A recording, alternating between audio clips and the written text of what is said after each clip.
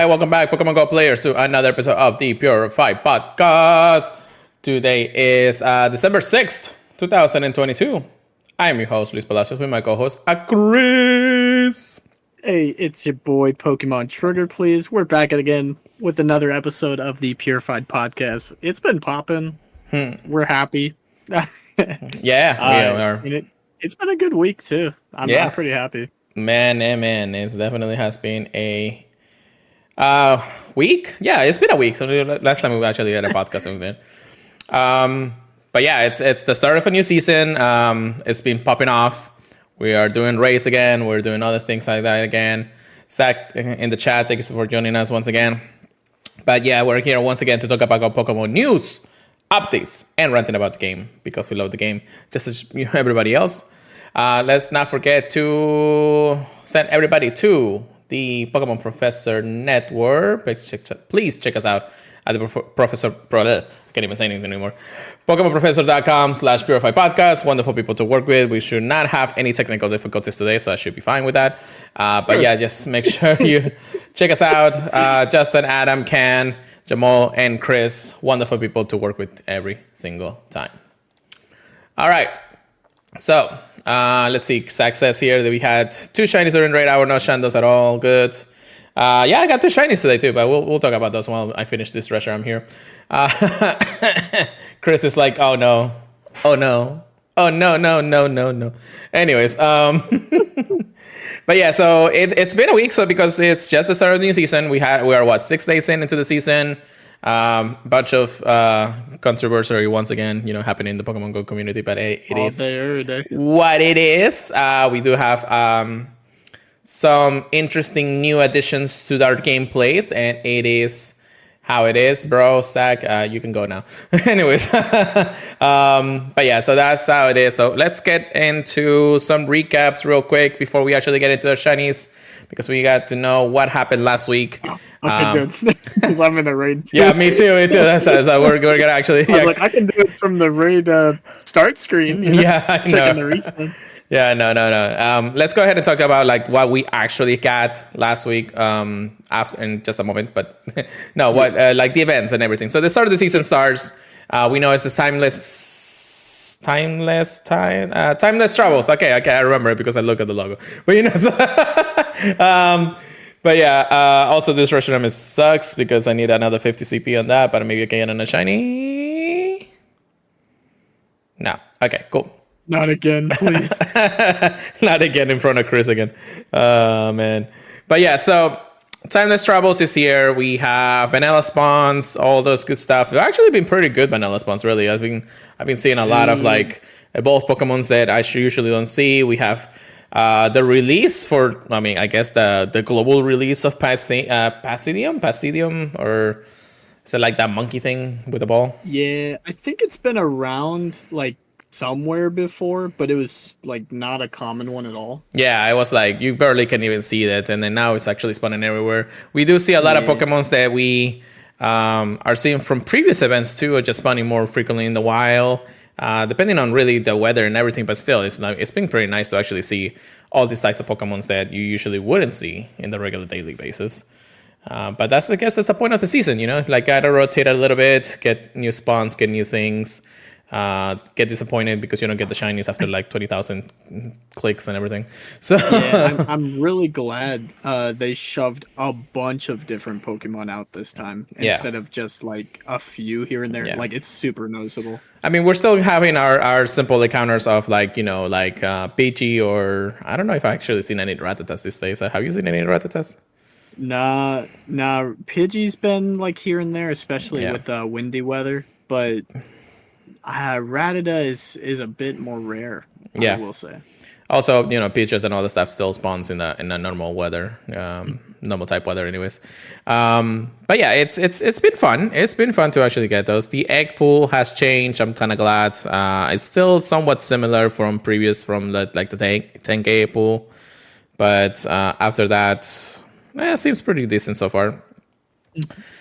We do have the start of a few events that we will talk about in just a moment. We also had Hisuian Raid Day for Samurats. I should just call it Hisuian Day, I guess. But we had that. I guess that was the very first event of the season, before the whole Meet Mateo thing that we'll talk about in just a moment. But now that I finished with my raid, have you finished with yours? I'm just now finishing mine, Okay. so I'm about to get to the catch screen. Yeah, so we are going to just go over our holes. I'll go first since Chris is waiting, Appreciate it. It is, it is. The only really notable hundos that I got last week, I think it's the Skitty. That was actually during Hisuian Raid Day, actually. Oh, yeah. The Hondo Skitty that nobody else caught, somehow. And then Hondo Phoebus from the Spotlight Hour, the very first Spotlight Hour. I actually grinded the Spotlight Hour, and I was going ham on that one. As you can see, I have now 366 extra large candies for Phoebus. So that means that I can power up a good Hondo Phoebus. All the way to Milotic and all that, so it's gonna take a while for that to appear, but it is how it is. I'll probably put it as my baby next with opinion on it. But I've been popping off in the shiny category, bro. It's like my Hondos is like, yeah, I got a couple of Hondos, bruh. So the start of the season actually started with a shiny Gatita, and I missed this one the very first time it came around, so I was actually really, really fun about that. Then I went for a Adventure Walk Instance, and I think it was like the next day. I also got a shiny Scyther. Pokemon's grinding inside, pretty much. I need Scyther again. I mean, that just happens to be. I think it was also during Hisuian Raid Day in the end of the day. When was Hisuian Raid Day again? It was the 3rd. It was the 3rd. No, it was the 3rd. It was a Sunday. Yeah. So after that, I got 2, 3, 4. 5 Hisuian Samurais, with the last one being a shiny 98, 14, 15, 15. That's a pretty good one. The reason I said got in between is because I also got a shiny Bidoof during the event. And then after that, like Chris and I were actually getting dinner after the day. And we get like, I leave and we're like, let's just go home. It's time to, relax and everything. I start just doing a little bit of catches by hand before I fully go. I'm like at the light and I get a shiny Scraggy. Just like randomly there. So this is another one that actually was on my list of getting because it's one of those that releases and unfortunately you can't get it, but now you do. Then after that, a daily instance walk, just a normal Charizard in the wild was a shiny Charizard. So I was like, okay, cool, I take that. We take those wins. And then I get 1, 2, 3, 4 shiny Phoebus before I hatch a shiny Hisuian Growlithe during the Spotlight Hour too. I'm like, what is going on? And then Raid Hour today, I did get 2 shiny Reshurams almost back to back, and Chris is crying inside because of it, And then I called that second one too. Yeah, that's like when I was like, yeah, you're just gonna get a shiny in front of me. I'm like, okay, good.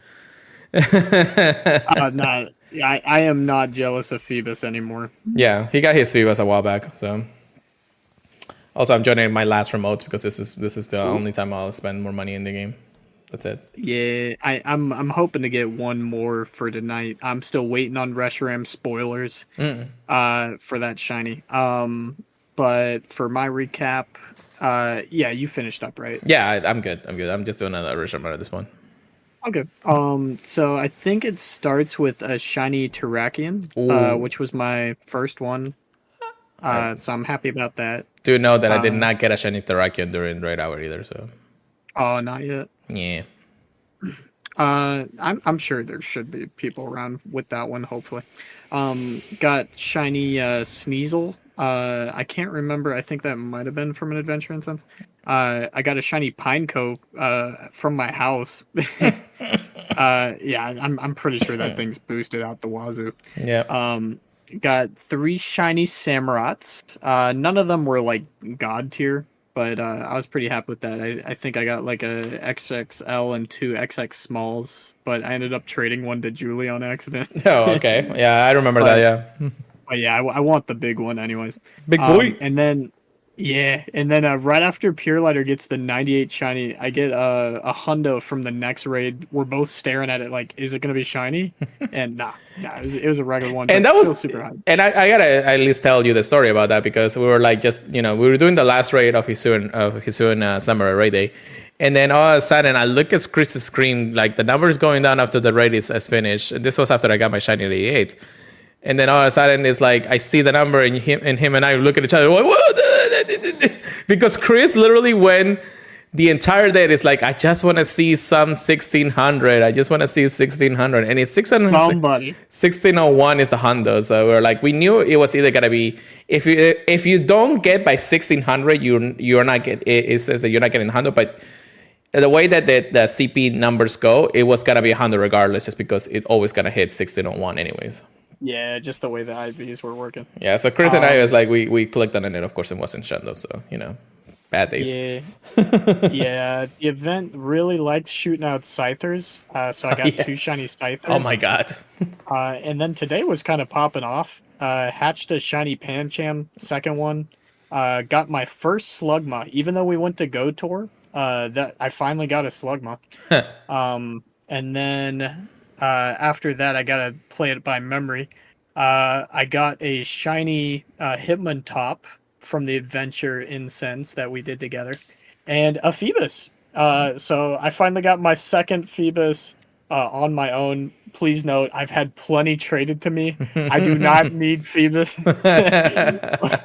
It's like, but it's just fun to see. We're gonna go fest this next year, and then we're gonna just get like, hey, everybody trade him a shiny Phoebus, please. Phoebus. Yeah.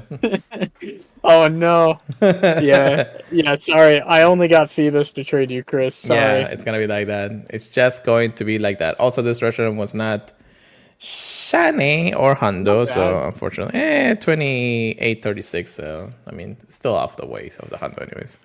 Yeah. It is how it is, but yeah, I mean, yeah, we like I said, we both getting quite a bit of a hold, and it's only been 6 days into the season, and we're already going popping off. Rather, it's like also saw. It's been fun. Yeah, I saw another Galarian Zapdos for the first time in a long time.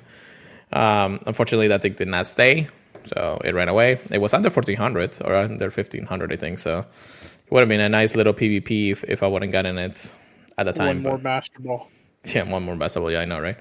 It's like, but yeah, it is how it is. It's weird that actually they haven't given us the choice of another Master Ball, but it's been 6 months? Well, not really 6 months since the last one, but the 6 months since the release of the Master Ball, I believe. So, or more. I can't remember this first time that my first Master Ball came around anymore. So now that we had 2, it's kind of like it's kind of one of those things, But anyways, let's get a move on to today's research topics. I believe there's really not much when it comes down to it. Hisu and Ray Day. I guess we should probably recap a little bit of Hisu and Ray Day, which again is Hisu and Samura Ray Day. But of course, I can't say the word Samura for some reason. I think it sounded fine. Yeah. I think so far the season has been okay. I definitely think that little wins here and there, but there's been a lot of negativity in the community lately, especially on Twitter, X, or whatever you may call it. Just for a lot of different reasons. Again, open up all wounds. This should be technically closed at this point, but whatever the case may be, we'll talk about it. No worry. No. Now, what you worry there? I hope that you know what I'm talking about, Chris, but you know what I mean. Gotta get that extra 0.1. 0.1x. 0.1 kilometers per day. It's like suck trick. Anyways, but yeah, I found another guy version. Okay, so research topics of the day. It is how it is. Let's get into a little bit of news. Some miscellaneous here and there, but it depends on where you're coming from. First thing foremost, we are going to talk about Bring the Holiday gameplay. This was actually released a little bit early before the season started. And of course, before we actually had any more information. I don't think we actually covered this. It says that we have a truckload of festive treats lineup, and we're starting with an in-game event to keep you busy over the joyful holiday. So from the 2nd of December to the 2nd of January, there will be extra Pokeballs up for grabs to help you collect important items and level up for the holidays. We're also adding Pokestops to get ready to explore your surroundings and visit new places while you hunt for new Pokemon. But wait, there's more. Know someone you love a Pokemon surprise through the door, visit the Poke Post pop-ups, and share the joy of Pokemon this festive season with a lot of festive activities for you and your friends and family. We are analysis for more information. Full T's and C's can be found here. Not sure what that means. And they did give us some date and time. So it says right here, and locations, I guess. The UK, the UK is going to have something going on Tuesday the 19th and Queen's Walk, London. France is going to have something on the 2nd of December, which actually has already been gone at this point. So I'm sorry if this information is outdated. The Place de la Défense Paris. Or not, Place Plus. I'm guessing it's Plus, but I'm not sure entirely this one. Also, I'm out of remote, so Andrew, I'm sorry. Then we have Germany. Well, actually, Wednesday, December 6th, which is today. Or actually, by the time you actually hear this podcast, it's definitely done. Passing Arcadium Munich. Saturday 9, so a couple of days after this podcast is released, luckily.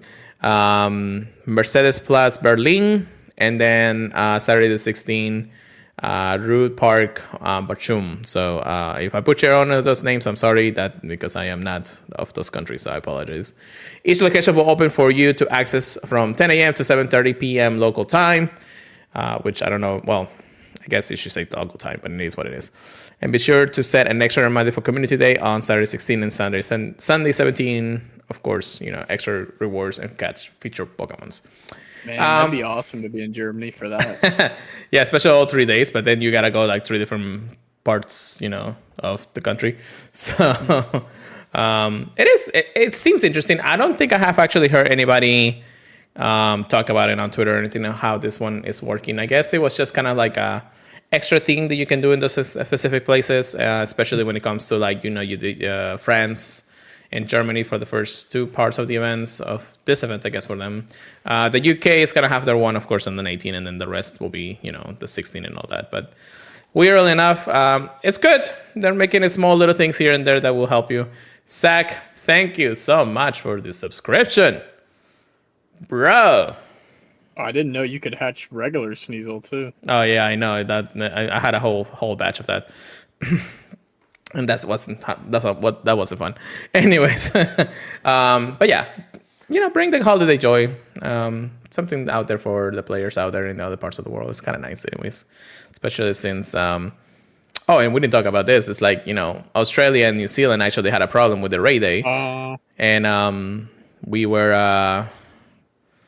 Thank you so much, Zach. And everybody got compensated by having an extra hour of raid day. So that's the reason why actually we got the hundo and the shiny and the good shiny. So, it is what it is.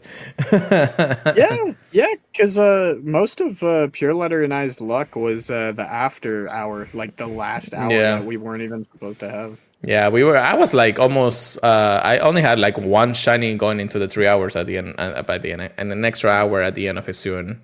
And then flip the switch. Yeah, they were like, "Here you go." Actually, I got my second one right at the end of that of the hour of the event, and then the extra hour were like, "Dang," And then we popped off for another few more shinies and hundos. So that's pretty nice. All right, so the biggest event of the year. I don't know. I mean, this is controversial for a lot of people. I don't know if that's actually a good thing or not. Biggest? No, I'm joking. No, I'm just kidding. Yeah, I know, right? Of the year is like right here, right now. Anyways, brand new events actually with a brand new NPC. You guys may have heard of him since it's been part of the news and everything for the last day or so, I guess, or the last week, I guess. Celebrate Mateo, a new face joining Pokemon Go with Alone the Routes event. So a brand new route event. We kind of already knew from the blog post that this was going to be a thing. Mateo looks like a hiker with a fungus plushie in his shoulder. I hate it. I really do. And then, of course, this is how it's going to work. So the start of the new season brings some new exciting updates. We're thrilled to announce the fresh new face, Mateo, beginning on December 4th. So this happened a couple of days ago already, even before the event of the start of the event that we'll talk about. Tourists can meet Mateo at the end of routes and that they explore and participate in his gift exchange with trainers from all around the world. To celebrate, the event is here along the routes event, I guess. Features gifting, feature Pokemon's encounters, plus for the first time, trainers around the world will be able to encounter Shiny, Hisuian, Sneasel, if you're lucky. And then, of course, this is the information that we got. So before we actually go over to the actual event details and everything, let's talk about a little bit about Mateo. So by our investigation, because it's been like, 2 days since he has been released into the wild. Correct. Technically 3 at the end of today, but anyways. And it's kind of interesting how he interacts with it. A lot of people were asking, is like, actually, a lot of people have not yet met him since the release of it. Really? Yeah, I mean, we have Ken from the Lura podcast. He said he's done 11 routes. He has not seen one yet. But, he's been grinding the routes and see how he gets them and everything. So I'm here, curious if he did a route before Mateo was released, and then that kind of screwed it over. On Yeah. that part. But, I mean, I know you're going to talk about well, a little bit about what people found. yeah, so the information we have found so far, and something actually Niantic confirmed by support, is you can meet Mateo once per day. Now, it doesn't matter how many routes you do, as long as you do the first route of the day, you can only encounter it then. So it makes sense, but at the same time, it's like, okay, so you're limited at one per day. It kind of doesn't seem like that good of a feature yet. I do believe that the reason they're doing this is because they don't want to just go ahead and full flesh out Mateo and be like, hey, you can do it like, at any route, at any time, and any things. We want to test it out and see, and, test the waters when it comes down to it. Because if, they break another bug and something, then the community is more rageful at this point, even more than, just being mad about the rewards and everything. So, how it case may be, Mateo is here. He will meet you at the end of each route. The blog post does say that you can meet him in between the route, but nobody has actually seen him in between. He's always usually been at the end of the route regardless. There's been other, we're still testing out a little bit here and there and understanding if it means a long route, a short route, or does it actually spawn in place of the Zygarde cells, which actually I can debug that because I actually have that. Now, I have tried Mateo 3 times already, technically. And I have him the first 2 nights, which is the first 2 nights that he got released. And then today is the first time that I have not met him in the end of the day. So, the route. Now, I have a theory on that, but let me tell you what it is. The second time that I actually did, both times that I did, I got a Zygarde cell and a Mateo encounter. I did the gift exchange. And then I got a gift from somewhere around the world, somewhere from Korea, somewhere from Japan, I think what it was. But that was pretty much it. You just get a couple of extra items, not even extra items. I think you just get a gift exchange item, and then that's it, and a postcard if you really wanted to finish up the postcard things. But it's the most random thing in the world, so we don't even know about that. I have a theory when it comes down to seeing Mateo. And that was because, remember how I said that the route we were trying to do didn't work for me the first time around because we weren't like closer to the route or something. And then I did the route regardless, but the other way around. Yeah. So you think that messed it up? Probably because the game wanted me to do a route. I actually set it up to make sure that I can do a route, but I had to cancel and quit it. So will that count as my first of the day that I wanted to do? And because I had to quit it and then I restarted in a different way, the same route, but in a different way, do you think that Mateo just said, bye-bye, I don't see you again?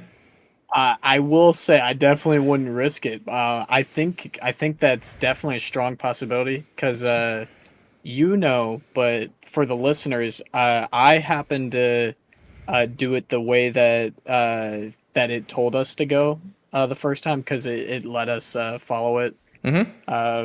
And I didn't have to switch it around or anything. Yeah. And just following it that way, I did get the Mateo, but I am curious. I think you might be right about that. It makes me wonder how many people have that issue then, if that's the case. I mean, again, it's just in the testing period. I don't think it's possible. It's just a theory when it came down to it. I'll test it out some of the days. I feel like let me finish at least the special research, meet Mateo 3 more times, so 3 more days at least of this if I can. And then after that, I'll see if I can test that out and see if the Mateo thing will not be encountered if I actually click. Let's say I started the route, I am actually on the route, I quit the route, I restarted it, and then for some reason it just doesn't appear. So it's just one of those things that you have to test out over time. Again, we only had 2, maybe 3 days of this so far, so people are a little upset that the words were not the best, but I mean, what isn't at this point? So, but we have a regular gameplay anyway, so... it's just something that added to the route feature. It really doesn't impact too much of what you do. If you want to do it, that's fine. If you want to gift exchange, that's fine. He is kind of like an NPC, just like, like the Tingo Rocket grunts and leaders and all that. But, he's a happy guy. A lot of people are speculating also that this will actually be like the start of the world or the world trading. Like, you trade Pokemon around the world and all that stuff. But I still don't see that feature being implemented, but it is a start because in the end of the day, you are getting a gift that is the most random gift in the world. So if we do like wonder trading with Pokemons instead of gifts, that would be kind of nice, right? Yeah, I've seen a few people mention that. It is possible this is just their way of making sure it works Yeah. before they start like implementing like wonder trading.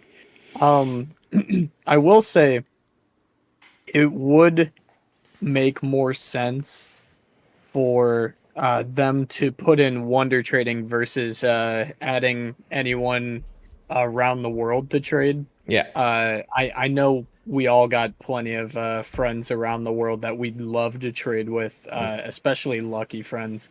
But I know they have to hold that with a lock and a key. Yeah. Yeah, definitely. But yeah, wonder trading would be hype. It's the start of something. I know that these features seem lackluster at first. They don't seem like they're worth doing it. But again, when it comes to Meteo, it's just something added to what you already were doing for the routes. People are also bashing routes and bashing other new features out there. But again, it just really depends on how you look at it. All right. Enough talk, again, enough speculation. That we definitely know that we'll get more information as we go along. And if something changes, we'll, of course, let you guys know out here. Along the Routes event is starting, or I guess it started as of December 5th, so a day ago, at 10 a.m. to Friday, December 8th at 8 p.m. local time. Me, Mateo, and other routes, basically, just like it says here, you at the endpoint of the route, Mateo will be waiting for you to gift with exchange, initiate it, choose which gift you want to, you send it, add a sticker if you want to, and then add it to your postcard so that way you can, get some Pavilion encounters if you wanted to. It says right here that 1 million routes have been created worldwide. How many were deleted? I know, right? Yeah, especially the one that we usually do. So it is how it is. They're exciting. It says right here, 1 million routes have been created globally, and we're excited for how much more there is to come. So I don't know. This is just saying that maybe they'll work on seeing how the feature will work out. There is a special research story actually happening with the release of Mateo and this exchange gifts and everything. I'm actually on the third page already. The other two were just simply, do some routes here and there and then manage it. The wild encounters for this event is actually Slugma, Hitmontop, Spoink, Phoebus, Lillipup, Woobat, Emolga, Wooloo, and Pawnee. Only 3 out of those spawns not be shiny, but everything else can. Only the Emolga, Wooloo, and Pawnee, which is nice to see Wooloo in the wild. Yeah. A lot of people want that Hundo for Ultra League. Yeah. Me included. Yeah, no, definitely. And then after that, of course, we also have some eggs. The 7K egg pool is actually a pretty okay for this event. And there's also a reason for it. So we have Hisuian Growlithe, Togepi, Sneasel, Hisuian Sneasel, Bronzely, and Esper. And again, all of this can be shiny. However, the reason why we're actually really happy about this type of event and the way that the pool is for the 7K eggs is the half egg hatch distance when eggs are placed in incubators, 3 times experience for spinning Pokestops, 5 times experience of spinning Pokestops for the first time, and then 2 times Stardust from opening gifts. So that's actually pretty cool. So you better go to a new town soon. you're not at the yeah, and then also you're level 50 already, although level 60 might be creeping in. That's fair. Yeah. Field Research encounters. Field Research will be available. Encounters with Eevee, Hisuian, Sneasel, and Wooloo. We kind of already know the types of encounters you're going to get anyways. This is kind of nice. Hatch an egg, trade a Pokemon. Trade a Pokemon is the one if you want to do Hisuian Sneasel hunts anyways. Yeah. Right in that. Yeah. Time research also is available. And this is actually a free time research. If you encounter it, if you completed it, you get things with encounters with Phoebus, Wooloo, Pawnee, and Hisuian Sneasel. And this is not to get confused with another ticketed event or ticketed season event, I guess, that we actually will talk about in just a moment. But it's pretty nice. Also, as far as I know, the time research does not require you to do any routes or anything. So you technically are free to just complete those at any point, but do it before the event, of course, ends. And then showcases he featuring not Squirtle and Sneasel and his student Sneasel, of course. So If it was a calm day, it'd be Squirtle. true. No, he comes. He usually comes on no. classics. Oh yeah, true. Yeah. So that's the event. That is the routes event. We already experienced it for a day or so. So far it's actually been pretty cool. I think the spawns are okay. They're not like the greatest, but it still is nice to see a couple of different things here and there. The egg pool is amazing. We do have, things like that. Although if I hatch a shiny regular Sneasel, I'm gonna cry and I'm gonna throw my phone into the water. I as soon as I hatched it, I will say maybe they turned down the percentage of it. I do want to check which tier it's in though. Oh, I think everybody's in the same tier. Oh, okay. Well, hopefully everyone- it's still like slightly rarer than the other ones then. Oh my gosh, they are. They are. I hatch out of an 8 batch this afternoon. I hatch 6 regular Sneasels.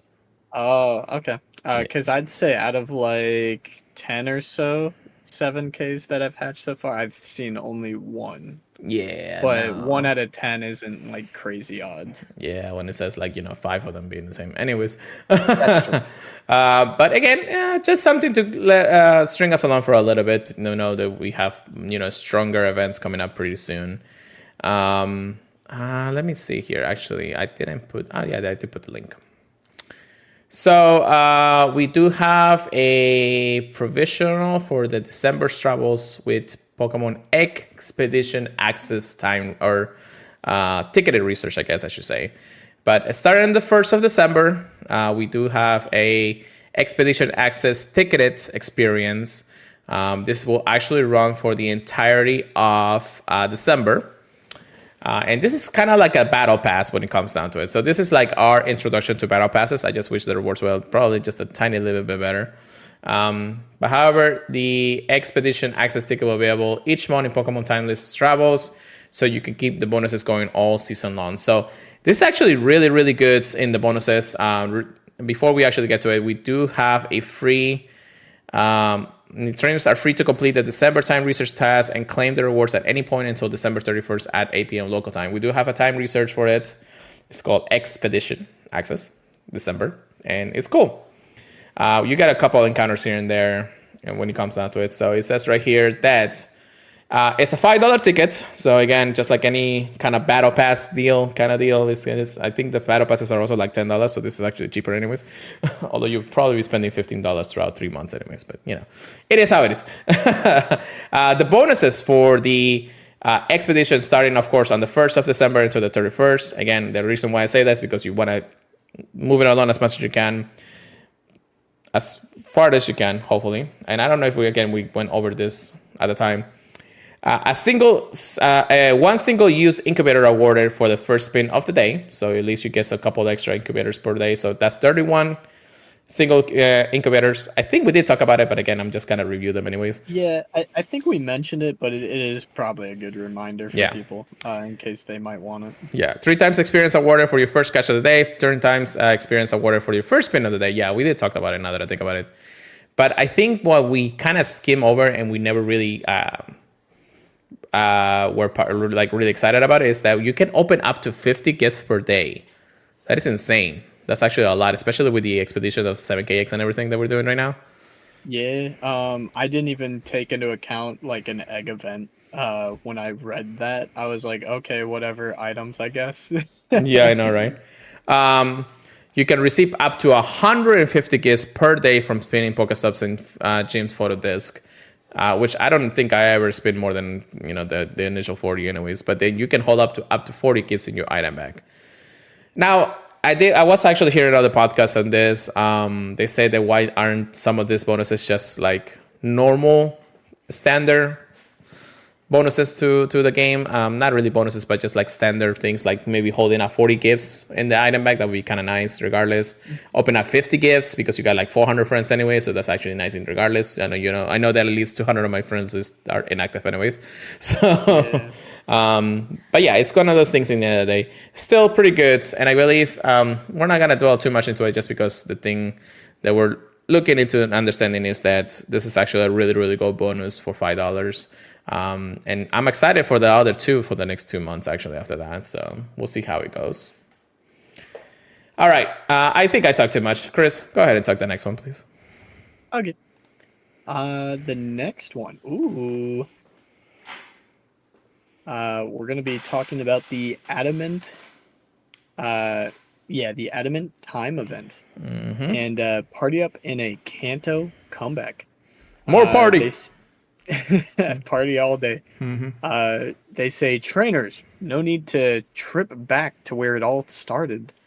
No need to take a trip back, to where it all started in the Kanto region. It appears that the Kanto region has come to us across time and space. And I think you guys know why they're talking about time and space. They're teasing us. But the year may not be 2016, but Pokemon originally discovered in the Kanto region are inexplicably roaming the wild in greater numbers than ever. Spend some time researching with Professor Willow and shine a light on these latest developments. In the meantime, what better way to study these Pokemon than interacting with them in new ways? Party up, explore a route, and enter your stars in Pokemon Showcase. Dude, I can put Squirtle in even more showcases. I know, right? That's so hype. This is the Kanto event, y'all. Anyways, but yeah, go ahead. The Adamant Time event. Monday, December 11th. Oh, right around the corner. At 10 a.m. to Friday, December 15th at 8 p.m. local time is when it's going to end. So featured Pokemon. The following Pokemon commonly encountered in 2016 are returning to roam in the wild. I feel like I've seen a bunch of these, especially recently. I know, right? But Vulpix, Ponyta, Krabby, and Voltorb. And they say you'll have an increased chance of encountering a shiny one. So if there's one of these you're hunting, now's your time to go. The event bonuses, 3 times XP for catching Pokemon. It looks like there's going to be more Pokemon in the wild, but they're not going to have as high a shiny chance. And that's going to be Bulbasaur, Charmander, Squirtle, Oddish, Coughing, Rhyhorn, and Goldeen. They do list the other Pokemon that have the increased shiny chance, but it's kind of interesting to me they have them in both areas. And then if you're lucky, you'll find your Teeny. So there will be some wild dragons to hunt, so that is going to be nice. No ways. A lucky exchange. The number of guaranteed lucky Pokemon a trainer can receive in a trade has been increased from 15 to 25.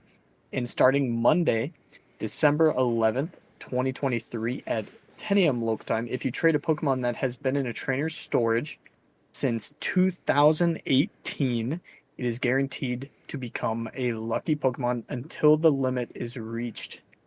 This change is permanent. So no matter who you are, you get at least 10 more lucky Pokemon guaranteed. The only thing to keep in mind is either you or the person you're trading with has to trade an old Pokemon from 2018 or older.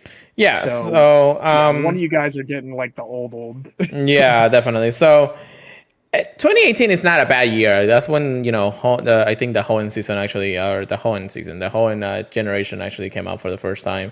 So we do have some pretty good 2018 Pokemons now to talk about now. If you guys don't know, this is actually something that they are doing to make your old Pokemons really valuable in the sense that a lot of people who play for those years are actually really good. So it can go all the way from 2016 all the way to 2018, and there is a possibility for that Pokemon to be a lucky Pokemon, so long as you don't have a limit of 25 already lucky Pokemons in your inventory. So if you have received at least 25 lucky Pokemons, this will not be a guaranteed trade anymore.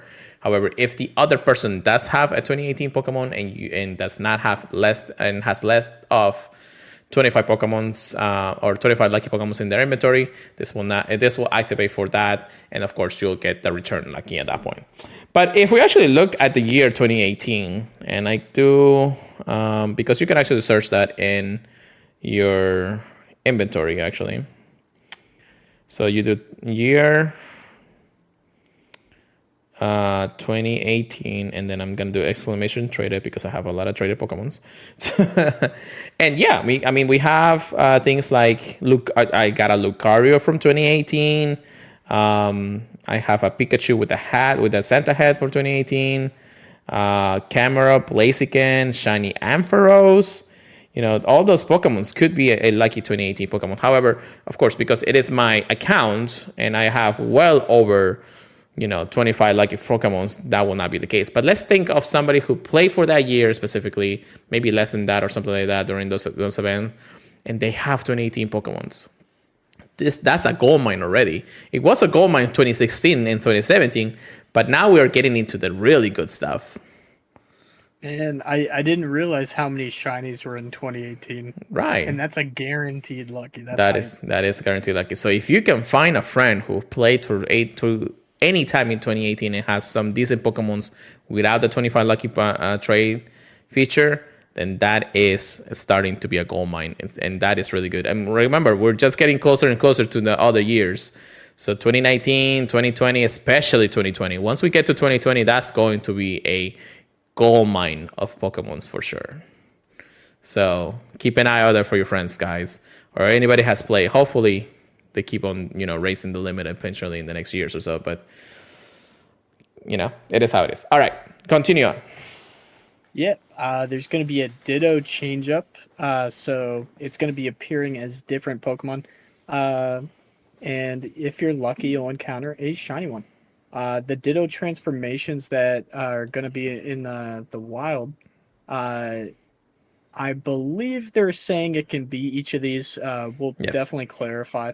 But Oddish, Coughing, Rhyhorn, and Goldeen. So, if you need a Ditto, catch all of those. The raids. The following Pokemon are going to be appearing in raids. 1 stars is going to be Staryu, Ammonite, and Kabuto. 3-star is going to be Chansey, Scyther, and Snorlax. And then literally all of the Pokemon from Kanto can be shiny, so there's no worry about, is this one even shiny yet? Yeah, no. But catch up, catch up with timed research. Seasonal timed research focusing on catching up on XP and leveling up will be available starting with this event until the end of 2023. So this is actually, going all the way. Well, technically it is all the way of December anyway. So, doesn't that? Complete the research tasks by reaching level 10, 20, 30, and 40 to earn items and Stardust at each milestone. Trainers can automatically claim rewards for a milestone they have already passed at the start of the event. Dude, we're just going to be clicking. Oh, bro. Yeah, that's going to be insane. Yeah, so the time research does expire. So is it for the casual player? I mean, it is possible for somebody to really reach level 30 and within a week's time if they do, all the things in the game from here until now, until the end of the year. And of course, we're going to have a lot of bonuses out in between, just like the one we have right now. It's like, 3 times catch or hatch or something from the Along the Routes event, whatever the case may be. It's kind of nice. It's kind of like a recap. But again, this whole event that we're having is a full recap technically of our 2016 experiences and all that. But reaching level 10, 20, 30, that might be feasible. 40 seems feasible, but you gotta have to really look into knowing how to grind it. You gotta push yourself. Yeah. And I'm not saying it's not impossible. It's just that, again, this time research is ending by the end of the year, which is, again, December 31st. We are already in December 6th, so you have less than a month to finish up this kind of thing. I guess in regards to a lot of to where we stand with this, of course, Chris and I, we are level 50. We are technically already completed there. There's no reason why we should just not get our sweet rewards and then eat it because we are either there. We have our cake and we get to eat it. Yeah, I know, right? But if anybody, anybody who listens to the podcast, and I know that a lot of people are actually listening now.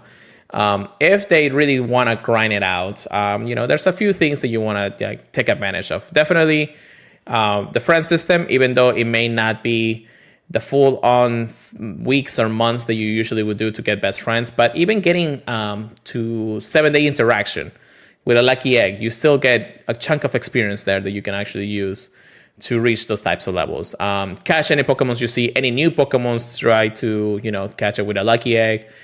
Trade as many as you can. Evolve as much as you can. This is actually going like on the roots, our roots of what Pokemon Go grinding used to be.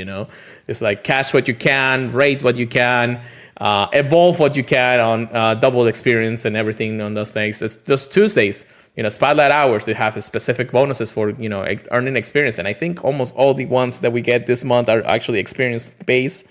So, however, there may be, there's a lot of things out there that will help you along the way if you want to reach that milestone. It is rewarding, and then of course once you reach level 40, you're out of the tutorial phase. So it is how it is when it comes out to it. All right, moving on. Yeah. The next thing, catch a friend with timed research. Event themed timed research will be available throughout the event. Timed research focused on adding friends will be available throughout the event. Chris, I'm catching and you. Then, I'm catching you. I'm trying to Pokeball you. No.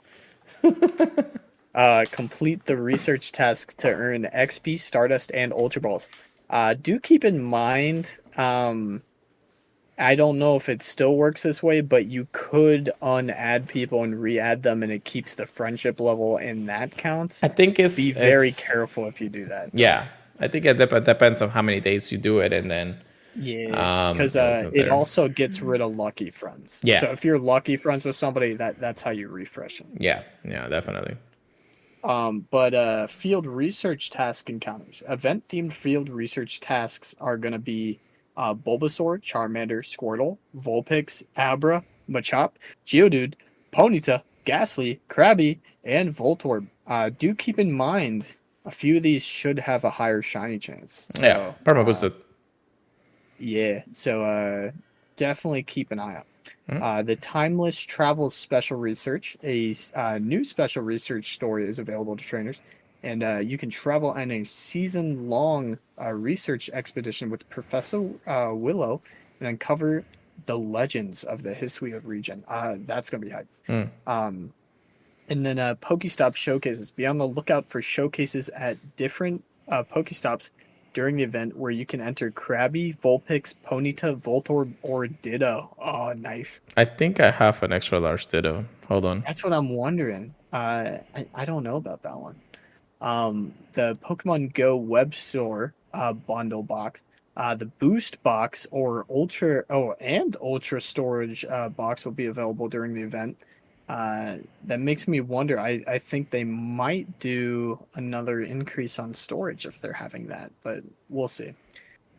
Boost box for about $10 US, $9.99. Trainers will receive 30 lucky eggs, 10 incense, and 2 lure modules, and 2 poffins. For 30 lucky eggs, that might be a good deal, especially if you're grinding. Yeah. The Ultra Storage Box for $4.99 for the US. There's going to be a 1 item bag upgrade, 1 Pokemon storage upgrade, and 1 premium battle pass, and 1 remote raid pass.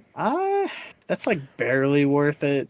How much is usually the upgrade? Was it 200 or 250? Because it's 200 for each one, so that's like that's 400 in itself, right there. And then the premium pass is actually 500 right there. The remote pass being that much higher, so technically you are paying for at least that remote raid pass is being discounted at that point. Yeah, it's like barely a deal. It's not like a crazy deal, but it's not bad either because it's like stuff you're gonna use. Yeah, and just like Chris has mentioned, do you think that they're actually gonna increase the amount of Pokemons we can get? I don't know. At that point, it's a little bit of in and outs when it comes down to it. I'm actually dancing around less than 200 storage, or not 200, but 2,000 storage in between. So. Yeah, I always get mad because they end up doing these boxes where they have the increased Pokemon storage like as a part of it, and after they've had it out for like a day or two. So I bought all the storage already. yeah. Chris is like, I'm just gonna buy it all. It's like discounted. I'm like, watching it now. freak. I'm watching it now. Yeah. And one last thing, they've been bundles inside the in-game shop for 14.99 coins. 30 lucky eggs, 10 incense, 2 loaded modules, and 2 puffins. Which is technically the same. Paying an extra $5, yeah. Yeah, you might as well just go to the web store for that. It's really more convenient. You are getting a discount through the web store at that point. So, timeless, or not timeless, but the Adamant Time event. I get what they're trying to do. I am getting what they're trying to do when it comes down to going back to a 2016 routes. I don't know if they're going to do that for the rest of the season either, because we're getting closer to Gold Tour at that point. But when to call it Adamant Time event and then not have anything to do with the the one character from Legend Arceus, I got a little disappointed on that one. I'm sorry. They're definitely teasing us. I will say that, because a lot of people are excited for Dialga and Palkia because of the Sinnoh event, Sinnoh Tour. Yeah. So I don't know. They're definitely teasing us. Yeah. But this event definitely feels like it's for the people that need to fill up their Kanto decks and maybe still get their shiny Mew and stuff like that. Yeah, that actually is a good idea. Yeah. But again, if we're going back to the routes of 2016 or the roots of 2016, then yeah, everything that I said previously kind of makes sense, because we didn't have friendship, we didn't have raids, we didn't have showcases or anything to give you extra experience. We were just grinding the F out of Pokemon Go for the foreseeable future. So it was one of those days in the end of the day. But it was a grind in its own right. But yeah, that is the Adamant Time event. All of this news actually came out maybe a few days after the podcast was out. So I'm kind of, it's one of those things in the end of the day. Finally, we have the Catch Mastery event. This was announced on December 4th, so only a few days from here. So, which is nice. Catch Mastery happening on Saturday, December 9, at 10 a.m. to 8 p.m. local time. So, Chris, you may have a couple hours to play. Yeah. Definitely on my breaks, I'll say that much. Yeah, that's for sure. Well, I mean, hopefully you get out early or somewhat early. Yeah, I don't think it'll be bad.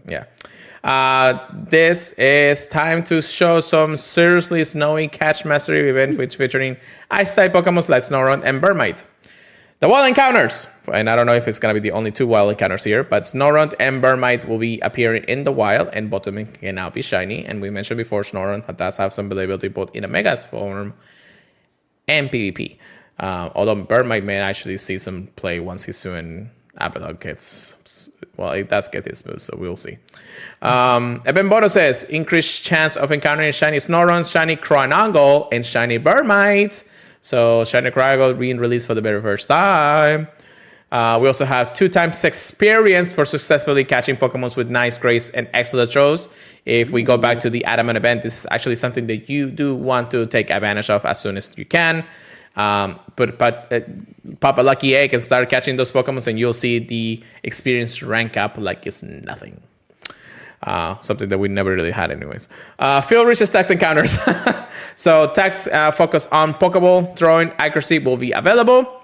And the following Pokemon will be available to encounter when you complete the Field Research stats of Cryongle. So I don't know if it's going to be like every Pokestop is going to have a Cryongle encounter, but that would be kind of nice. So we might want to go to a different place where there's a lot of Pokestops, brother. Probably like 90%. I'm hoping it's like some of the past events where they refresh every hour, but we'll see. We'll see.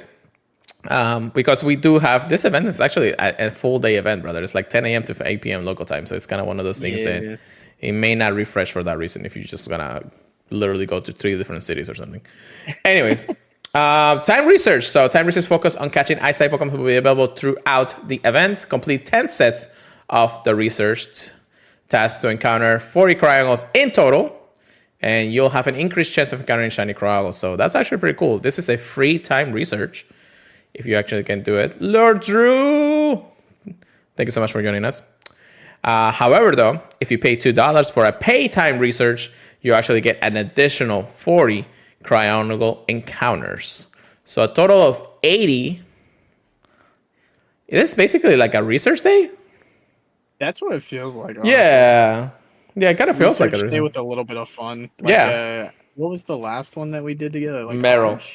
I think it was Meryl. Snoron or Meryl or something. I don't know. It was something that I just didn't ever want to play again. So, Yeah. but this one is actually fun, new, shiny. It's definitely something that a lot of people were looking for. Something that actually somebody noted there. If you are planning to say, let's do all the 40 encounters of the time research, and you do get a shiny Cryogonal, then don't buy the $2 ticket to get the 40 encounters. If you want more shinies, that's fine. That's my exact But thought. but if you really don't want to spend anything for a free event and just get a 40 regular crown encounters, then that's fine. Remember, the crown is also going to be on field research. So technically, it's not just 40 or 80 encounters you're getting. It's however many Pokestops you actually go and spin. So you're going to have a high chance of doing things at that point. So really take advantage of this event throughout the day if you can on Saturday. It's actually happening on this Saturday. Hopefully this podcast will be out and then by then. So I appreciate it if anybody can just go ahead and listen to us during then. I know we're actually ranting on a little too more. It's a little too late, but it's going to be an hour anyways. A little more than that. Yeah. That's my exact thoughts though. Yes. For like waiting to see if I get a shiny. Yeah, so since our friend Lord Drew is in the chat, and since we are already here, let me see if I can find something that I can purify for cheap. I always have something cheap. Oh, there it is. All right, here you go. Purification for the Purified podcast. Got it. Anyways, but yeah, it is how it is when it comes down to the Ice Mastery event. I'm actually excited. I may do like a good half of it. If I get my shinies, I'll be fine, and I really don't think that I'm gonna have to spend too much time actually doing this throughout the day. Do I want all 80 encounters? I don't know. I may even take my own advice on this one. If I get the shiny before then, there's no point of me actually doing aside from just the 40 and not pay the $2 anyways. Yeah, I know, right? It's like I get that many shots. Anyways, but yeah, so I don't know. Take advice, play decently. Again, you have basically all day to do this. It shouldn't be that hard to really do the time research encounters and everything else. But again, if you're actually grinding for the experience, go for it. So it is what it is at the end of that. All right, so make sure, yeah, we work there, wonderful. Manny is also in the chat. Man, you guys are actually coming in hot today. Thank you so much, y'all. But yeah, basically much that's it. There's a little more information that was posted, some miscellaneous news, and then I guess we'll glass over this information of what's going on in the community these days because we are a news podcast, but you know, we rant about this game too much when it comes down to it. First and foremost, though, we do have a confirmed 2024 Community Day Pokemon. So at least the very first for the season have been confirmed. I don't know if you have actually seen this, Chris, but this is actually confirmed even by Niantic. They haven't really posted it too much, but our reliable sources from the people who are sponsored by Niantic has actually confirmed this information at the end. So, very first Pokemon of January, and I wish I had actually had a little logo for this, but I don't have them. It's going to be Rowlet. So, the very first started of Generation 7, Alola region, has been revealed. So, for the first time, you can encounter shiny Rowlet, which is pretty cool. Which I'm kind of glad that they started the year at least with one starter. So it's kind of nice in the end of the day. Following that, we do have a Community Day. And the Community Day Classic that we're going to have for that month of January, which we know the dates of, it's going to be Porygon. Yeah, I'm probably going to skip this one for sure. It's like, I don't really need Porygon at this point. Try attack. Yeah. Like, it's a good shiny, but yeah, it's like Yeah. another Shundo chance, I guess, you know? I'm gonna another Shanando. Yeah. Another Shundo to add to your collection. I know, right? That was hype back then, but yeah. It's not the grind that I'm looking for, but it is how it is. They haven't actually told us what the bonus is, anyways. But we'll see how it goes. If you're a brand new, people person go for it. It will be nice to get some shiny Porygon Z's at the end of the day. And then the February Community Day was also announced technically. The Pokemon encounters that will be in February because it's the month of love. What do you think, Chris? Love Disc. No, Chansey. Oh. Chansey is going to have a community day in the What? month of February. Ultimate gaming? More like PvP Recrush. I don't know what move it's gonna have. Is it gonna be a charge move? Is it gonna be a fast move? Something. Imagine it gets fairy wind or something. We'll all be crying. Well, here's the thing, because it's usually for the evolution, so it will be for Blissey instead of Chansey. But then Chansey's probably gonna have is like, oh yeah, if you catch Chansey, dude. yeah. If it got counter, Oh, we're dead. I don't know if it can get it in the main series. I think so. Chris, go ahead and do a little bit of research when it comes down to it. Thank you so much. I appreciate it. But yeah, that will be fun. And I think everybody in the PvP community is kind of crying right now. So, Oh my gosh. It can. It can. Oh, God. It can. At least Blissey can. Niantic, if you're hearing this podcast, I would suggest to not do that before you actually break GBL forever. Dude, they all can. Yeah. Yeah. Oh, God. Yeah. But that's Chansey. Again, it could be for Blissey. So does Blissey get counter? Yeah. Yeah. Because evolution. Yeah, because it's an egg move for Happening, and then obviously they all get it. All right, well, we're going to cry when that gets announced. Anyways, again, Niantic, listen to us. Anyways, I'm terrified now. We'll check it out when we get to February. I mean, it's only 2 months away, technically 3, because we're still in the beginning of December. But it is how it is. But yeah, so that's the community day kind of like leak. I guess Niantic did leak. Actually, no, it wasn't Niantic that leaked it. It was the Pokemon company. The Pokemon company actually put out the information, and that's what everybody was actually talking about. So I was like, oh, that's interesting. Why would they do that? So, and it was, I guess, that's what Niantic. Yeah, and it was kind of one of those posts that were like, we will just talk about this too, and then Niantic was like, probably like, fudge. Anyways, I guess we're doing this. Yeah, I know, right?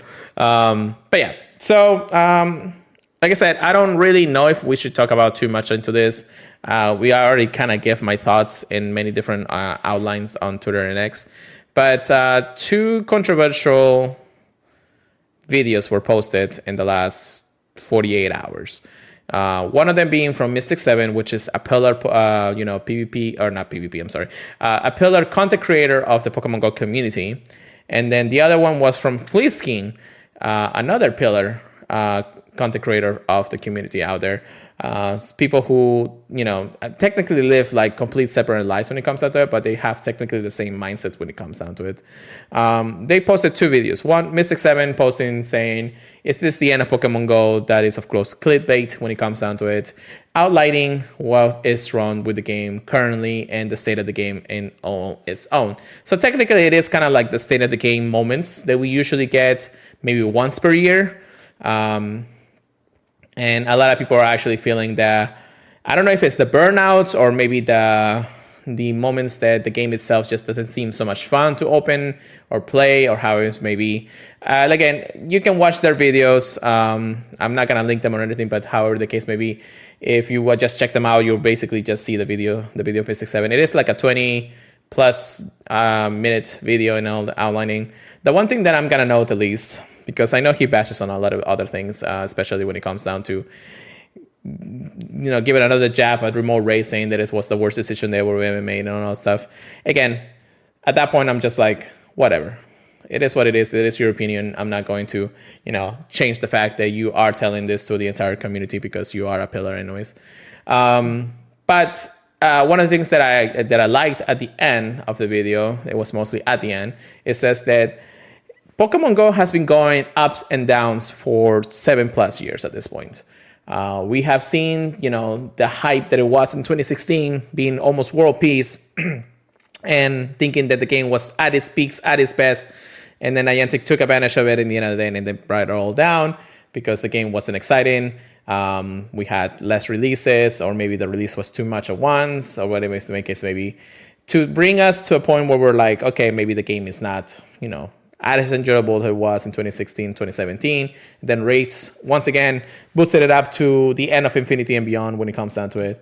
But yeah, it's kind of like a roller coaster, It's like Pokemon Go has always been a roller coaster of events and a roller coaster of emotions when it comes down to it. And Chris and I, we can definitely say that because we have played this game almost technically from day one. We know the differences when it comes down to what a game ups and downs really look like. And right now we're kind of in the downhill of saying, hey, the game is not exciting, the game is not doing what it's supposed to be doing, or maybe the features that we're putting out is not as enticing as it may be. I don't see it that way. I don't see at least the eyes of what Mystic 7 is looking into. I think that there's still excitement in the game. I know Chris is probably going to have his own opinion here in a moment. I always want to play. Yeah, I got a little bit to say. Yeah, so it's just one of those things that, it kind of feels like a jab, and not just on the game itself, but the community out there. It's like, I don't know if he has actually feel like there's more to it, but I know that he's probably a lot burned out. I mean, definitely he has been playing this game almost as entirely the same long as us, but he definitely has other different points of view from let's say a content creator standpoint, which even though we're not as big as him, we still have, a say in what we how the game is really looking for. Are we looking to change for the bad things that are happening? Yes. If there are like bad things that Pokemon Go or even Niantic is doing to the game that we know that are going to bring the game down in its fullest, we're going to speak about it. We're definitely going to give her 2 cents. We're definitely going to give the feedback as constructed as can be. The good and the bad. Yeah. Correct. Yeah, but not give it to the point where like, oh, this game is not what it used to be, or they have made probably the worst decisions in their lives and they're never going to recover from it unless they revert things back. And the thing is like, I feel like the more that they talk, at least the more that Mystic 7 was talking in that video, the more that I feel like it was the only thing that was on his mind this entire time, at least when it came to the game. And that's, of course, remote raids. It's like everybody just keeps talking about it. I'm just like, this is just it. It is what it is. I mean, I know that I will always say, if kudos to Niantic and, of course, the community, to if they actually do revert back the remote raids, and it will be amazing to have it. Trust me. I'll be all for it, but I'm okay with what we're doing right now. Okay right? Yeah. No, I say. Yeah. Like I want to be honest here. I want to be honest when it comes down to this kind of thing. It's like I would not mind the remote raid back to its original form. I just don't think it's needed. It's not needed. It's not what I envision Pokemon Go being like.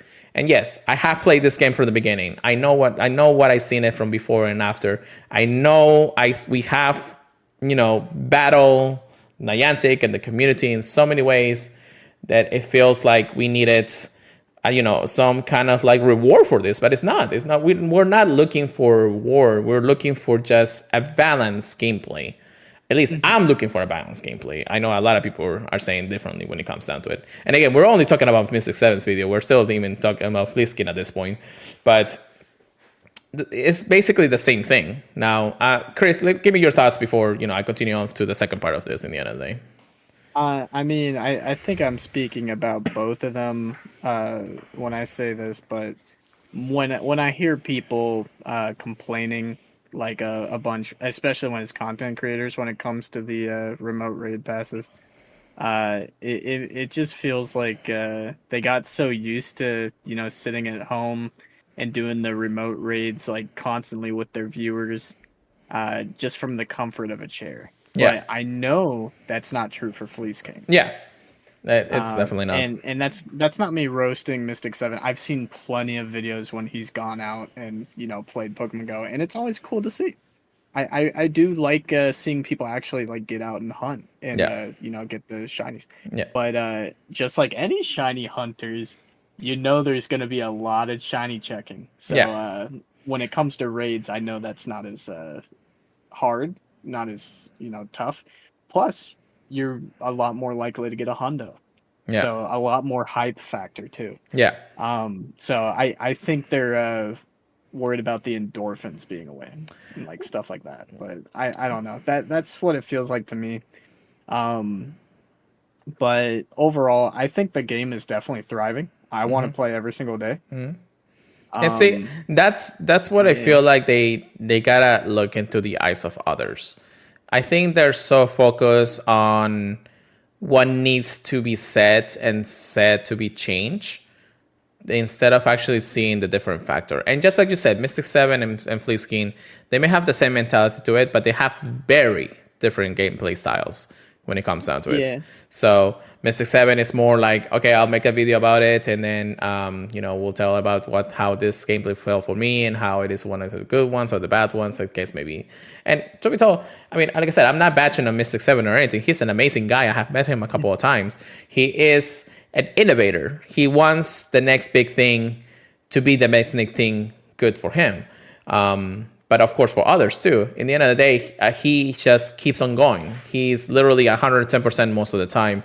And I have said that Mystic 7 is probably the one that really helped out keeping Pokemon Go at its roots after almost failing at the end of 2016 at the end of that. So I'm not, and like I said, this is not a badge or something. I'm just saying I wish they would see it in a different light. I wish they would actually look into what others are saying about the game. And it's not just Twitter. You can't just, go to Twitter, because unfortunately Twitter or X or whatever you may call it, it's just a void in space. You have to actually, see who you play with, or who you're trying to, or how they play themselves, and how they're using these new features, and how they're implementing or changing how they're, how like the remote pass limit was implemented. Maybe they're spending less money. Maybe they're doing other things. Maybe they're even enjoying just a walk in the park and maybe looking into doing a route here now and then. It's like, it's just, I feel like they're just so focused on saying the next big thing has to be like the very big thing in Pokemon Go. And it will change what Pokemon Go is and things like that.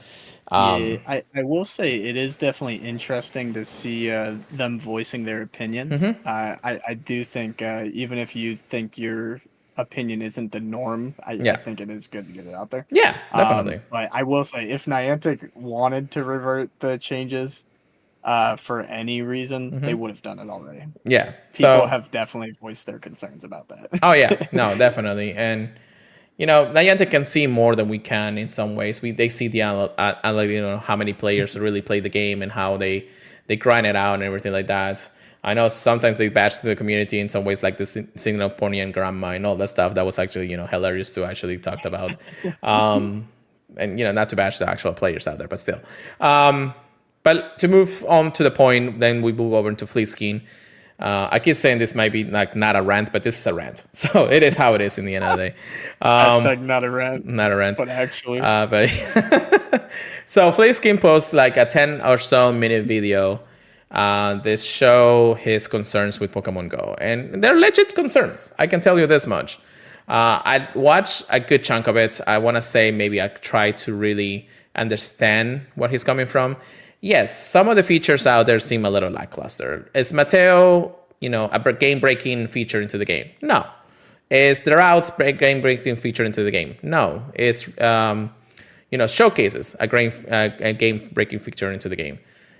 No and yes, because in the end of the day, you get premium items. So that's at least a good plus when it comes to showcases, but you still got to compete with others. And then it's party play, a gaming feature in the end of the day. No. But they're fun to do if you were to just, do it together with others. Now, he does bash a little bit of like, I think he says, or I don't know if he actually said it, but I know other people are saying it, that, you're trying to bring other people together that have social anxiety.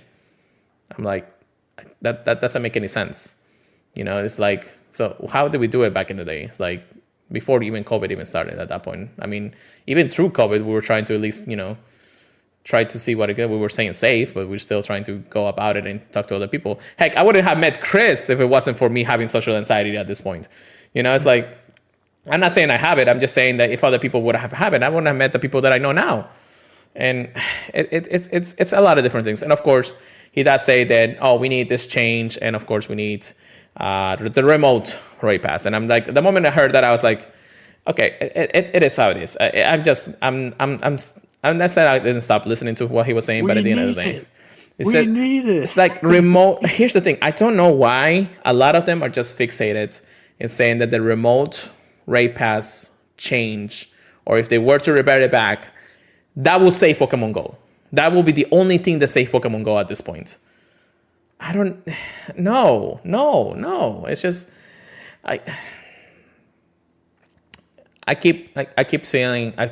feeling this Dredge moment saying that it needs to happen.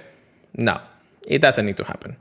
Remote raids, unfortunately, I don't think they will go away because of how it still helps others play the game. Mm-hmm. But they're not going to revert it back to its original roots. Even the Mike, the live director of Pokemon Go, said that it was a mistake. Remote raid passes and remote raids in general were a mistake from the very beginning. But it was necessary. It was necessary at the time where the world was uncertain. At a certain time, we didn't know where we were going to go. We didn't even know what was going to happen, years after this started. But we did it. We went past it. Is anybody talking about it anymore? No. Has anybody even mentioned the pandemic since then? Maybe they mentioned it in other times because of how it was, because we lived through it. But has anybody said it's like, oh, I got COVID? Does anybody care? No. Why should we care about the remote raids at this point then? It's like the only voices that I hear are for the ones that, I'm not saying they're being selfish, but at the same time, they are using their power as a community leader to say that this is the only thing that will change Pokemon Go to new heights. And they even say it's like, yes, it's not 2016 Pokemon Go anymore. You're correct. It's not 2016. It's not even 2017. It's not 2018. It's not when raids were implemented. It's not when Generation 3 came out. But that doesn't mean that the things that doesn't make Pokemon Go the Go part aspect of the game should be fully implemented. There are small wins, like the radius of Pokestops and gyms. I'm glad that they kept that. I'm glad that the community, and I'm glad that Niantic actually listened to the community at that time. Mm-hmm. But any other bonuses out there, they just don't seem that they correlate with what we really know what Pokemon Go really is about. And yes, we will lose players because that's how they wanted to play. And unfortunately, if their gameplay does change and they don't see it in another light, then yeah, they're going to go away. They're not going to play the game anymore. But that doesn't mean we can say the same with new players. Say somebody picks up Pokemon Go for the first time, maybe a new kid with a phone, and says, I ever wanted to play Pokemon Go for my entire life. There we go. Why can't we just cater to those new players, to the returning ones, the ones that are curious enough because the game has changed so much in the last 7.5 years? Why can't we cater to those instead of caring to the ones that we used to think that they were there for the big bonuses, the big things that helps us out in the end of the day? So again, Flickskin, super cool guy. I admire his dedication, his work. He goes out, plays the game. He's literally out there almost 10 hours a day playing the game outside. Yeah. So it's his job, it's his life. I mean, I'm not gonna say do something differently because he's doing it for his own livelihood. He's passionate. He's passionate, and I think even Mystic 7 is passionate when it comes down to it. It's just that I don't think everything to do online is the only thing that makes this game aspect amazing. It's like, yeah, as long as the game's fun for people and it's fun without remote raid passes, like let's all be honest, we definitely use all of our raid passes in person if we have the ability to. Mm-hmm. I know a lot of people don't have the ability to because they can't take out the raids on their own, but we got Go Fest, we got raid days and everything. There's a lot of opportunities to complete raids. Yeah, so, and even like the implementations again of raid days is like you get 8 free raid passes. Mm-hmm. You may get the shiny, you may not, but you still are getting free time to play the game without having to even spend a dime. But Niantic even goes the extra miles and even limits, increases the limit from 5 to 20 during that day, or 5 to 10 during those days. It's like, I just don't get it. People are, I feel like we're at a stalemate where like we can give you some leeway, but we can't give you a mile. I'm sorry. Yeah. And again, the game itself is not to be enjoyed outside in your home, played and raid all day and things like that. Yeah, there's a lot of people out there that will benefit from it, myself included. And again, I'm just being honest here. I would love to have remote raids back in the way that it was. At least cheaper than what they are right now, because they are quite expensive regardless of how you look at it. But it was a different time. I'm just adapting to the new times.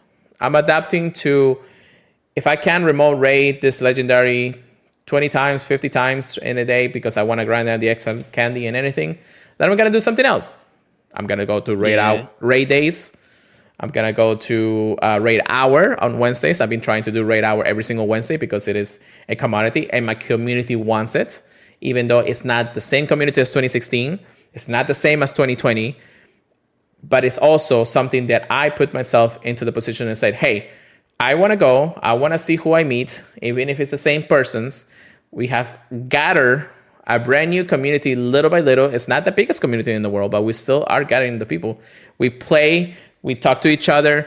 We love to, coordinate this and that. It's amazing. Even those the Wednesdays raid hours are just, I love them. And I want to do every single one that I can, even if the Pokemon is not that exciting. Even if Gen X comes back for 10 times in a row, I still want to do it. Why? Because I know there's at least somebody out there that needs it. And I will work my ass off for that. Now we're cussing. But, yeah, but that's the thing. It's like I put myself in the position. And I didn't have, before I was just like, I will do the raids if people are out there. Now I'm just like, hey, who wants to come to raid hour and, spend whatever they have left in their regular passes? It's like we had people, like even today, we had people playing the game. They said, okay, I'm done. I did my I did my in-person raids. I don't have any more. We had somebody who only did 2. We had somebody who only did 5. And we did, probably 7 or 8 raids in that time. So at least when it comes down to it, but still, it's just one of those things that it makes sense. And people limit themselves. Yeah, there are people who still spend money. I'm not going to say, no, don't spend your money when it comes down to it. But, it is how it is. But again, I went out. I play the game. I'm not seeing it every day, but I am playing the game regardless. Am I happy about how the game is? Yes, because it's exciting to catch new Pokemon. It's exciting to see a Wooloo in the wild for the first time in a while. It's exciting to hash some eggs here and there. I'm sorry, am I putting my money where my mouth is? Yes, because I am spending money in the game. But regardless of how it may be, I feel like whoever is actually looking into, trying out Pokemon Go for the very first time, I welcome them.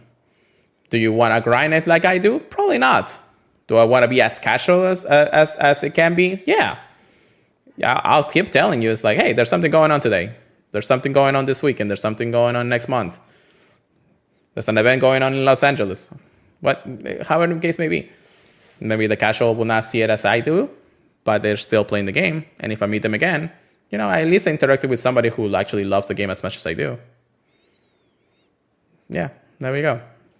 So to finalize my point to both Mystic 7 and Fleetskin, I want to see... No, I'm not going to tell them what to do in the end of the day. They can have their opinions. The only thing that I'm going to have to mention is that I hope that one day they'll see it in a different light. I hope that the implementations that we have right now will grow and the interest will grow back. And then hopefully they're not at the ends with their own content because, Mystic 7 will always go a route that will benefit him the most in the long run. He's doing TCG now. Cool. I can see him doing TCG forever. Yeah. Because I know how I have watched the kid for 7+ years and I know how innovative he is. Flitzking, same thing. He has a great community. He grinds the games. He does what he wants. He loves what he does. But again, there's more to it than just what used to be. Mm-hmm. Really, that's all I gotta say. So, any more you want to add, Chris? Not too much. I don't think people should bash people for their opinions. We just, gave our thoughts on it. Yeah.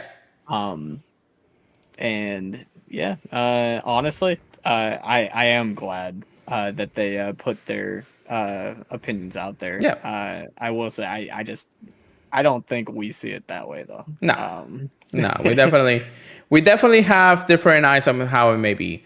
Are we supportive of every decision Niantic makes? No, but we No, no, are. no, no. But we're definitely going to see a game that we love. Hopefully, be out there for everybody else to love it too. And hopefully, because again, we can have a voice.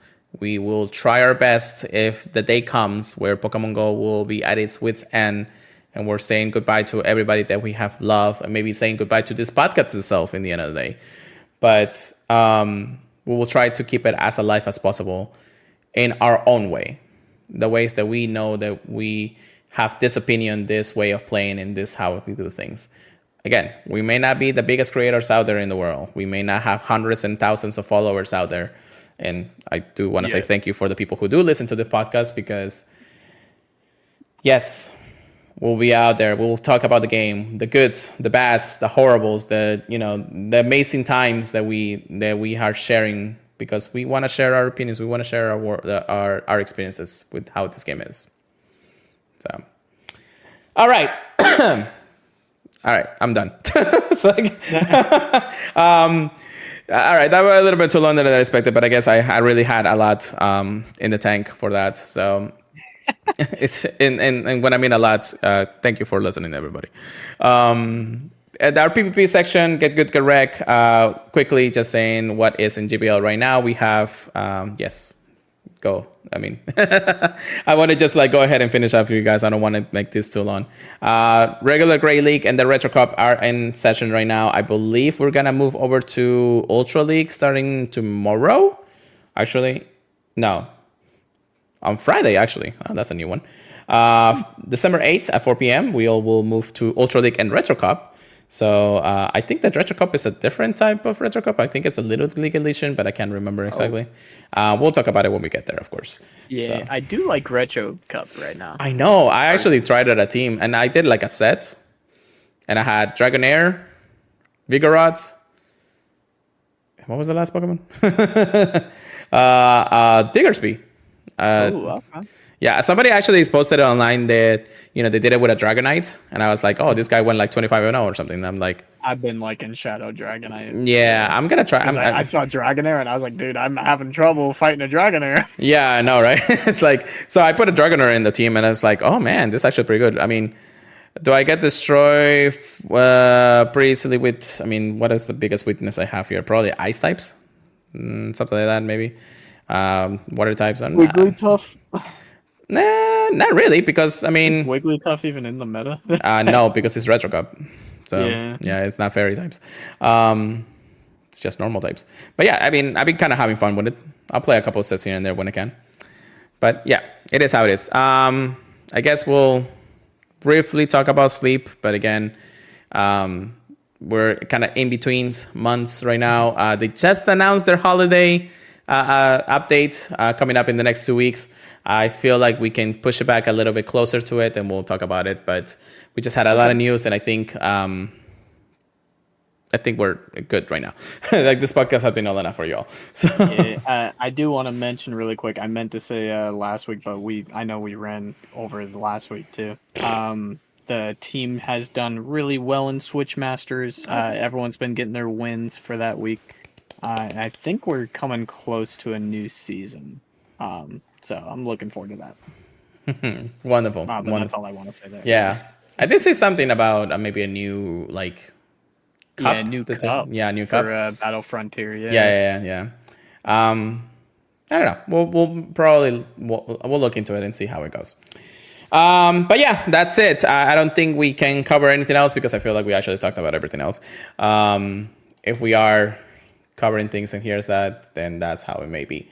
All right. So with that being said, thank you so much for everybody coming in. Give me 1 second here before I finish up Am I in the right place? Give me 2 seconds, guys. I am trying to find something here. Just make sure that, and sorry for the long pause there for a second. All right, so thank you so much for everybody for listening to the podcast today. Thank you for joining us today on the live stream here on Twitch. Again, I want to thank everybody who listens to the podcast because our numbers are actually going up. So hopefully you guys are enjoying how we rant here. But anyways, follow our social media, myself at Pure Let It Go, Chris at PKMN Trigger, please, with the Z at the end. The Purified podcast, we do post up some things in there if we want to. I completely forgot about that Twitter handle. Anyways, email us anything to the purifiedpodcast@gmail.com. Join us on our Discord. We are free. We are there. We want to talk to you guys. Please. Podcast fees, we have Apple Podcasts, Google Podcasts, iHeartRadio, Amazon Music, and all those places. If you can leave us a review, we greatly appreciate it. And don't forget to check us out at the PokemonProfessor.com, the Purified podcast too. So with that being said, Chris, how about you take us away for the night? All right. I hope you guys are looking forward to all the things that this holiday, this Christmas, has in store for us. And plenty of goodies along the way before then, too. So get out there with your squad, get exploring, follow routes if you want to, and catch everything that you can. Look forward to talking with you guys next week. And hope you guys are looking forward to listening. See you guys then. Peace out, guys. We're going to do a quick raid to our friends at the Pokemon Professor Network. They are doing their podcast right now live. But thank you so much for listening, everybody. We'll see you guys next week. Keep purifying them. Thank you.